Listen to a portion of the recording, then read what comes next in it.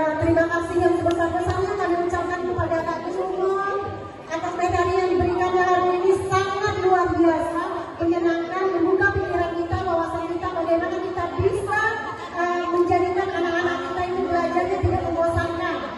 Jadikan dengan pembelajaran yang sangat menyenangkan.